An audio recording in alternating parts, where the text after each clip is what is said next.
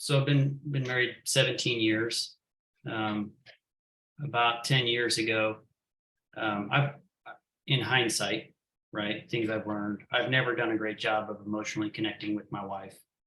Um, I've I've ran from the ocean, right? At one point, I even made a comment to a friend on an email that I felt emasculated by my wife because of the way she talks to me and attacks me. And I understand now that it was just the ocean attempting to crash against me, and I failed. Mm, Um, mm, so that was yeah. So we've been slowly drifting apart. I've been a Marine for 21 years. I'm like in the middle of retiring right now. So a lot of deployments and time away. And we have a pattern where the stress of the deployment at us, we would actually kind of diverge a bit just through all of the logistics and the stress and kids and setting up the household, and it would really put her into her masculine frame, and we would just depolarize really bad. And then like once I was gone and it was no longer a countdown to leave but a countdown to return, things would gradually get better, and then I would be welcomed home. Well, each time that happened, I was welcomed home less and less because there was less anticipation of like dad coming back. We have 4 kids now, by the way.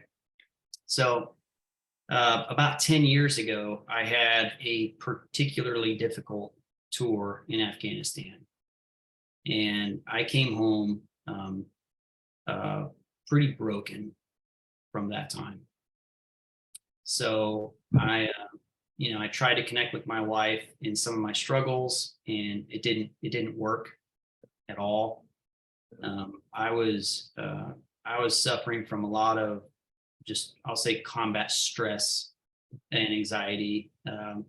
In one event that really sticks out in my mind is that so children were weaponized by the enemy out there, and so crowds of kids made me nervous for a really long time. And like my second day home from Afghanistan, we went to this family event, and I was on high alert, like nervous system override, um, almost a panic attack. And I told my wife, I'm like, hey, I can't be here. I need to go. This like I can't deal with this right now. And she just rebuked me like, oh, you don't want to be a part of the family. And she because she didn't understand what I was going through. She just thought I don't know what she thought, but she didn't understand what I was going through. And so, I kind of like tucked my tail and went back to the house without the kids. My kids don't make me nervous, but other people's. large group, yeah. So yeah, yeah. So that this brokenness that was in me, right, caused a depression. I retreated really hard into pornography. My wife was trying to connect with me physically, but I couldn't be around people. I was just missing the cues that she was giving me. And in one night in particular, my computer battery died on me while I was looking at porn. And the next morning, she powered it back up, and the porn was there. So she woke up and found this pornography. And I don't recall this, but she was hurt by this especially bad, not as much by me looking at porn, because she understood that maybe guys do that when they're away from their wives, right? And I don't agree with that now. But even still, she would understand if I was looking at pornography when we were in a time apart. But she was hurt because she says I rejected her that night, that she asked me to come to bed and I didn't. I stayed up late, and then I was looking at porn. So it was a special kind of betrayal to her that might as well have been an affair, right? I didn't want to be with her. I wanted to be with these imaginary women on the computer screen. Yeah. So that caused a wound in our marriage that never fully healed, and it just kept festering for years. And it really accelerated the emotional disconnection between us. So that was 2012.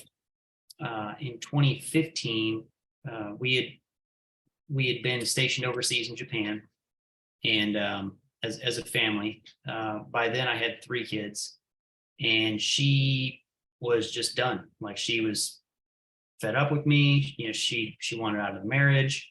I started doing some counseling with our pastor. It didn't go well.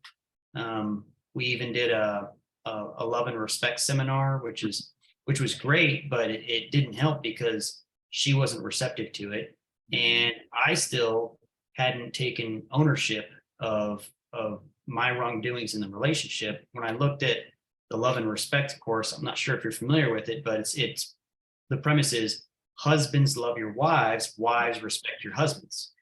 And I looked at that and said, she's not respecting me. So here are the ways that she should be respecting me, and she doesn't. All she does is disrespect me.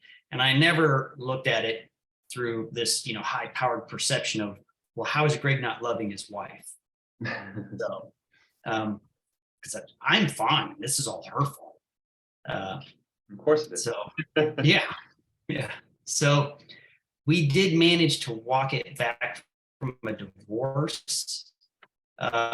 We had a Christian couple that came alongside us and sort of helped us along. But we never really walked it back from divorce. It never really left my wife's mind. We didn't reconcile. She forgave me for the porn, but we never reconciled the emotional disconnection.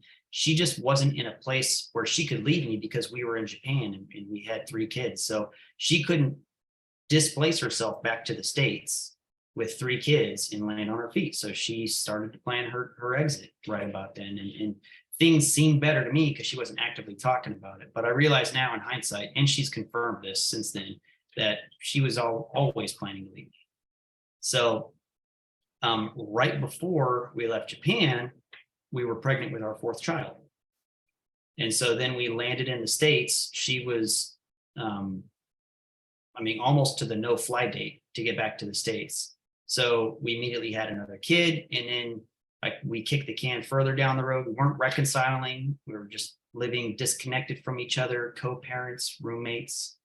But again, she couldn't leave because now she had a fresh baby. So now it's 4 kids. Right. Yeah. And then the opportunity came up after 3 years back in the States to go back to Japan, which she loved. We both loved it. We loved it there so much. Yeah, I love Japan. It's nice. Yeah. So this was like the one place we actually wanted to go. Like, no one wants to move in, right? When your family's that big, even if the military's helping, it's super stressful. So, but we were willing to go there. Packed up the house, put it on the market. The market was super hot. This is 2021. So, I got like 10 offers in 24 hours, getting ready to go, packed up a lot of our goods and already shipped them off to Japan. And then it came back that my family was denied overseas screening to go to Japan. So if you have a child with any hint, or a family member with any hint of a medical issue, the place I was going didn't have facilities. So the medical facility said, we do not accept the risk of having this family here. So that means I'm still going. I'm just not taking my family with me. Yeah. So instead of 3 years, it's 1 year though. So we just sold our house, already shipped our stuff. So the stress level on this move was just astronomical. I wound up, my in-laws were in Southern Virginia, about 3 hours south of where we were stationed. And I wound up buying the house next door to my wife's parents. And I dropped the family off there. I spent 1 night in the house and I left for Japan for a year. Wow. And so we already naturally diverge, right? Coming up on deployments, this one was just so much worse because of the stress of it. Yep. And I got to Japan and it didn't get any better. So she didn't like to talk to me on the phone. Every discussion that we had was like a fight. Right. And I came home. She wasn't even looking forward to my homecoming after being gone for a year. It took some arm twisting from my in-laws to even like have a reception welcoming me back for my kids. Jesus. Yeah. So I got home. I had 30 days at home before I had to go to the next duty station because there's no base here where I planted them. Oh, I've said I'm not going with you.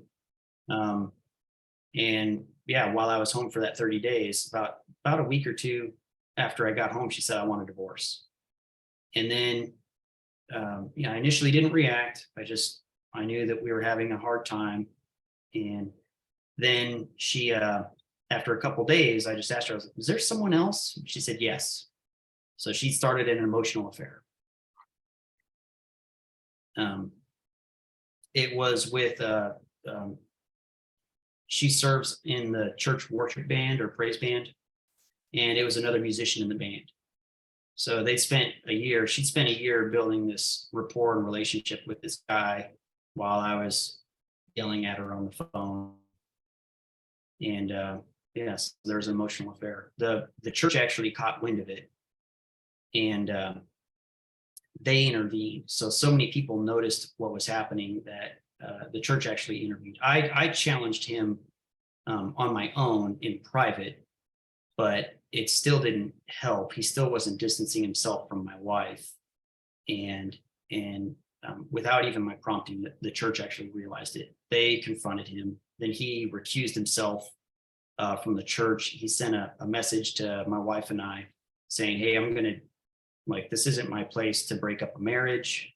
I'm going to recuse myself for a season. I'm not going to go to this church anymore. I wish you guys the best, right? Hopefully we can all be friends once this is all fixed.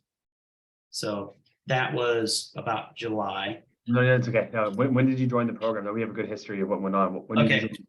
I didn't come to the program till December. So I was doing a lot of counseling with my pastor. I was seeing a psychologist through the military medicine program. And it was helping with the suicidal ideations and sort of dealing with toxic shame of it all, right? But I wasn't making any progress in my marriage, and I came across it in December. So you said 6 months ago. Yeah, 6 months ago. So where are things now? Why are we setting up this interview? What's been going on? So today is my 1 week anniversary of reconciling to my wife. Yeah. How do you define like reconciliation? Like what was the conversation, or like? So 6 months of me working on myself and doing this sort of transformation internally, right? Last Thursday she reached out to me. I moved into an apartment on the property, so I'm still at my address, but I'm in an apartment above a garage. I moved there in April. So she messaged me. I was working in the yard, and the message was a style of flirtation that goes all the way back to when we were dating originally.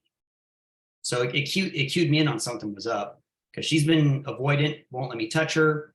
There's no fixing this. I'm still getting divorced. Very adamant the whole time. There is no fixing this. So then she just sent me this text. So I went inside, and she had like red eyes, like she was crying. She said, hey, I just really need a distraction right now. I'm dealing with a lot of stuff, and I want to go somewhere and be distracted. You want to go see a movie? Yeah, let's get the kids. Let's go see a movie. She said, no, let's leave the kids. And then she said, how do I look for our date?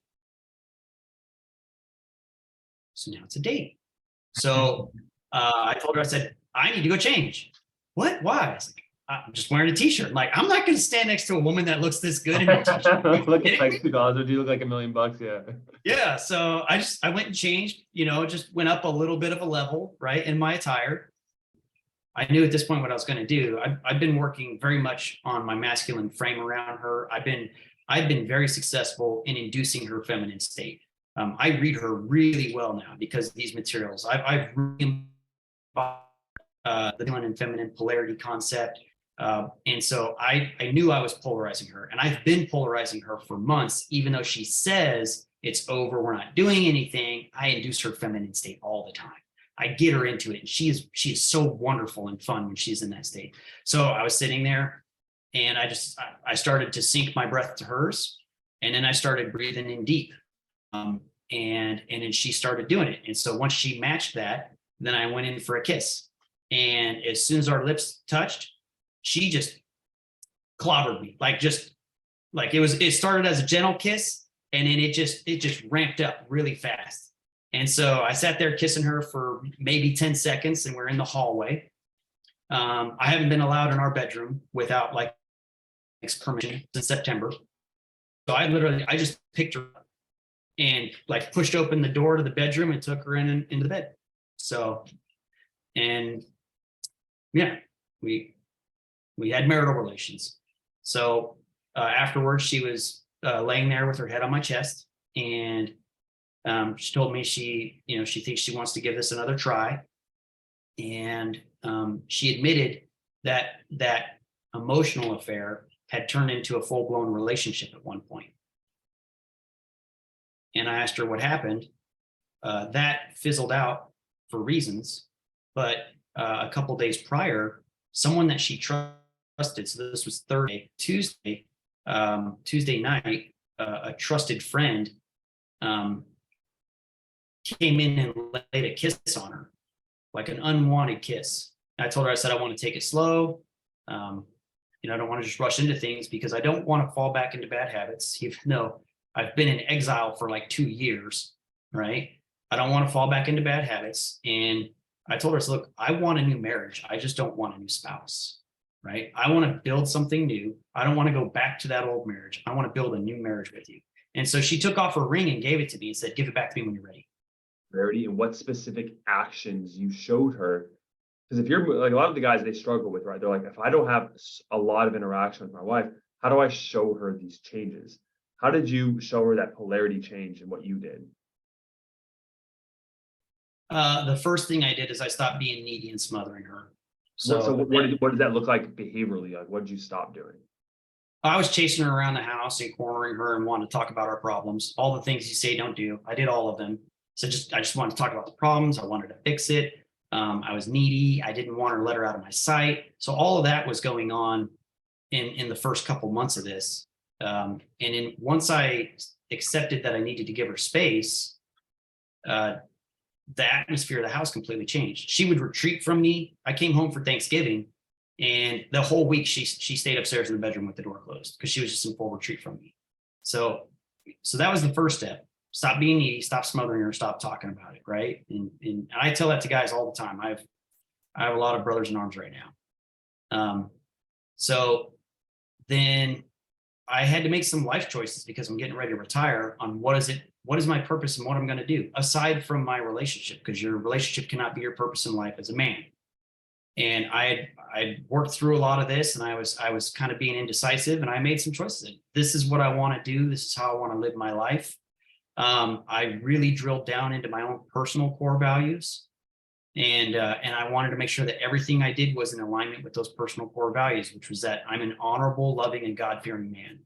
So with that, the masculinity, this simple framework of you respond, you don't react, right? Everything you do is a choiceful response to the world. Now, this resonated with me because in the military, not just the Marine Corps, but the other branches, we have something called an OODA loop, right? Observe, orient, decide, act. So that's how you deal with the stressors of combat, right? You don't just sit there and react emotionally when things are kinetic, right? You have to observe what's going on, you orient yourself on the problem, you make a decision, and then you act on it, and then you do it again. So the OODA loop is something I've been trained to deal with. Like my nervous system has been tempered to do this under incredible physical stressors. So hearing GS Youngblood's analogy of doing that on an emotional thing, that hit me. I was like, oh my gosh, like I have decades of training this. I've just never tried to do it emotionally, especially in interaction with my wife. If you could go back in time and talk to yourself 2 years ago and just have a conversation with yourself, or tell yourself something that he needed to hear, what would you tell him? I'm not sure I would. I think this is a journey I had to make. I think I needed to be broken completely so the bone could be reset straight. The scars of the emotional scars in my life of the past, those wouldn't have healed without the transformation that I went through. So she's her own emotional scars and all of this years of resentment and buildup is gone. I mean, there was psychological resets in her too. This isn't, and I talked to other brothers where they get their wives to at least agree to kind of work on things together. She said, I'm leaving all of that and I'm building something new with you. So, and the best example I have is the 5 love languages. So I didn't come across that until after that initial betrayal of the pornography.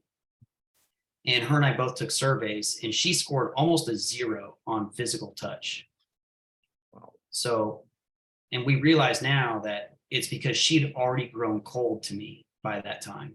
Mm. And now she responds just passionately to the simplest of touch. Doesn't even have to be sexual. So it's like, I never realized physical touch was a love language of mine, because by the time I learned about the love languages, I had already built this psychological block to it.